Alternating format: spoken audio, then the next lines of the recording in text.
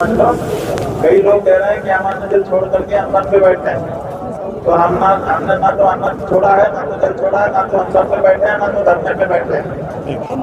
बात क्या है कि जिस दिन हमको स्नान के लिए निकले थे, स्नान करने तो लोग बिना खाए ही जाते हैं। पानी सी बात है कि जाके पहले स्नान करेंगे तब आके कुछ खाएंगे पिएंगे, तो बिना खाए ही निकले थे।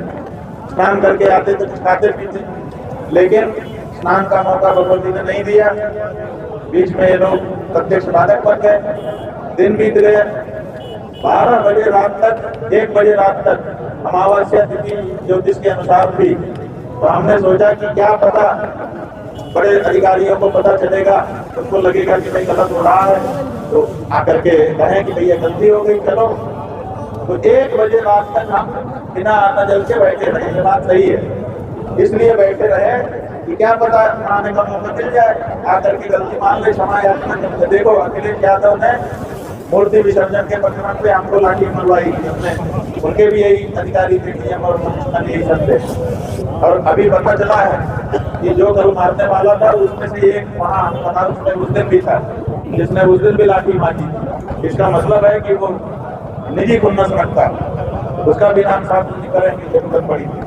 तो लाठी मारी थी उन्होंने, बड़ा आक्रोश हुआ था, सबने प्रतिकार यात्रा भी निकाली। लेकिन जब उन्होंने प्रयास तो हरिद्वार में आकर के कैमरा के सामने साष्टांग प्रणाम करके कहा, इमाम शरणागत, मेरे अधिकारियों से महाराज की गलती हो गई, मैं मानता हूँ, क्षमा याचना करने के लिए आया। तो हमने क्या किया, माफ कर दिया कि नहीं कर दिया? क्योंकि क्षमा याचना के लिए अगर कोई शब्द बोल करके सिर झुका देता है, उसके बाद शायद ही कोई होगा जो कहे कि नहीं माफ कर। क्षमा याचना में प्रत्युत्तर की आशा नहीं की जाती, क्षमा याचना करने मात्र से वो मिल जाती है, ऐसा माना जाता है। तो हमने सोचा कि वो आ जाए, आके क्षमा मांगेंगे तो हम क्या करेंगे, चले जाएंगे। तो रात को 1 बजे तक बिना अन्न जल खाए, और कभी शंका भी नहीं कर पाना, संयम से रहे कि बीच में कोई बाधा ना आए। रात को 1 बजे तक बैठे रहे कि शायद मौका मिले, लेकिन कोई नहीं आया।